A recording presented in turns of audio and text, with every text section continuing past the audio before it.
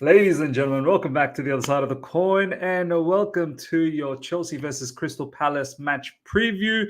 And of course, before that, we all know, ladies and gentlemen, that Jadon Sancho has been announced by Chelsea Football Club officially. We were getting a bit worried. What's going on? Deadline day, we got the here we go, but we didn't hear anything after that. But finally, literally a few hours ago, we got Jadon Sancho official announcement from Chelsea. And look, do you know what? Even though a lot of us, I know definitely me, we've been saying that it's unnecessary, but there's no doubting this player's quality. There's no doubting what this player can do. And on the left side, which is where I expect him to play, he could definitely play as a number 10. He can play anywhere in the front three, to be honest. He can play on the right side, he can play on the left side, he can play through the middle. You could even potentially play him as a false nine.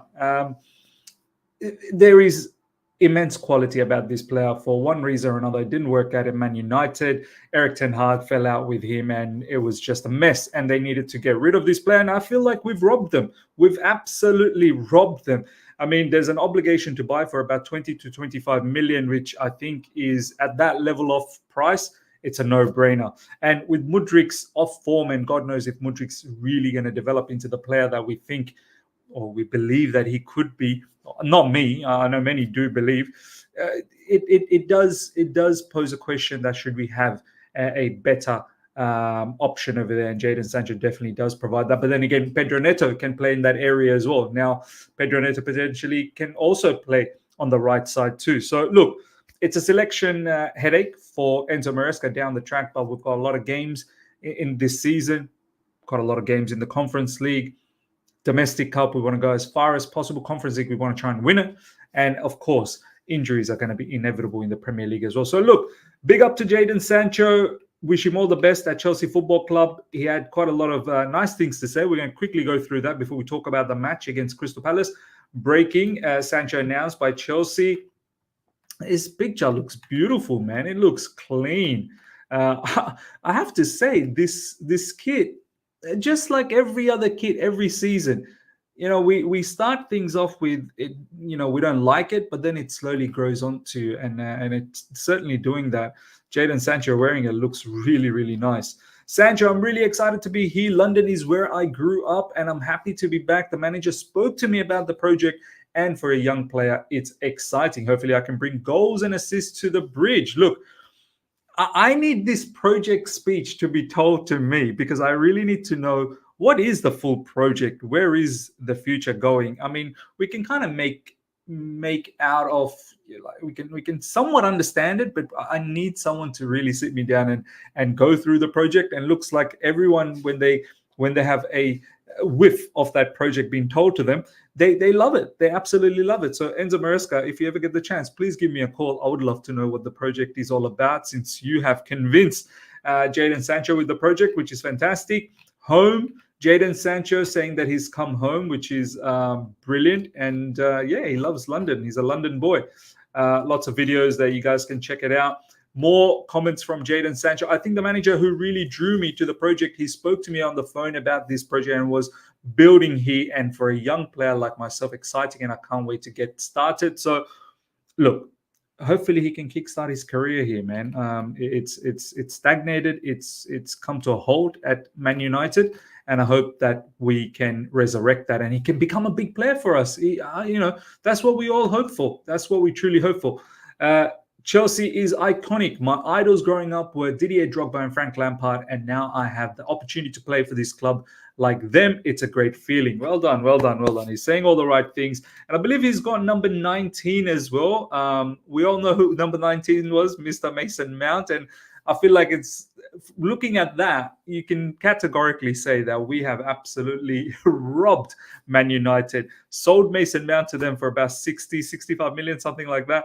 And now we've got Jadon Sancho for them for obligation for about 2024. I know we're going to look after most of his, wages this particular loan season, but apparently he's taken a big wage cut anyway. So I don't mind that.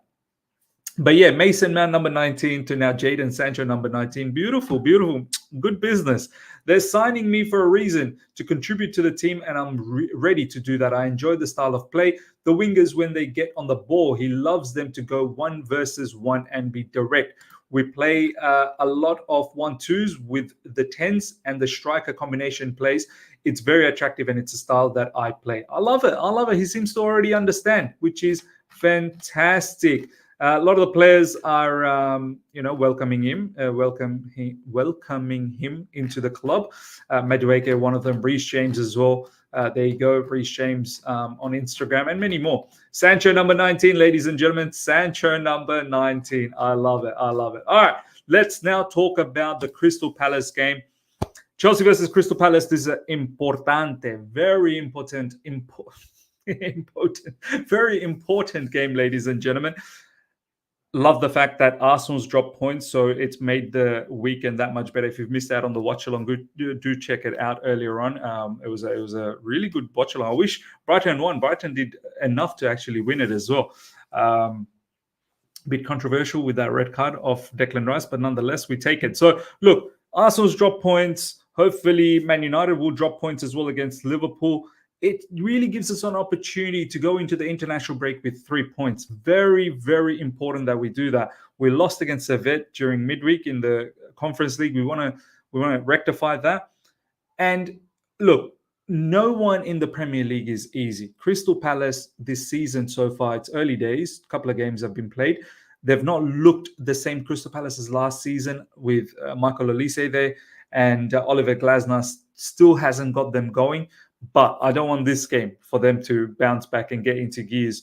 They still got quite a lot of really good players, Mateta, Eze, and a few other bits and pieces that are very, very good for them, which we'll obviously see during the watch-along. Chalobah has gone over there, but I know Chalobah won't be able to feature against us, but he's gone to Crystal Palace. I need 3 points. I badly need 3 points. There is no way we're heading into the international break with points being dropped, and it's just going to linger around. It's going to feel really awkward. We get these 3 points. We're 6 points out of possible 9, which is not a bad start. And we're only going to be a point away from Arsenal, Brighton, and so on and so forth, and 3 points away from Manchester City. So if we can get this momentum going, and after the international break, I believe it's Bournemouth. So we have an opportunity to string in some wins. And we cannot be complacent. We need to be so serious. We have to have this maturity level about us now. You know, we've been, these players, some of these players have been in the football club for a little while, and they need to start waking up that we cannot continue on the way we did for the past couple of seasons. We have to have a better mindset about all of these games. So look, not disregarding Crystal Palace, but I feel like Crystal Palace at this moment are not at their strongest, setup. And us playing at home in front of a home crowd off the back of a really good positive victory last week against Wolves, and of course a bad result against Sevilla, we need to come here and rectify that situation and finish it off before the international break. So look, important game. Let's get into the lineup. I think this is where we're going to have a lot of the fun, ladies and gentlemen. Let me just sort this out. Okay, in goalkeeping position. So this is my lineup. This is not a predicted lineup. I don't want to predict what Maresca is going to do. This is what I would do against Crystal Palace at Stamford Bridge.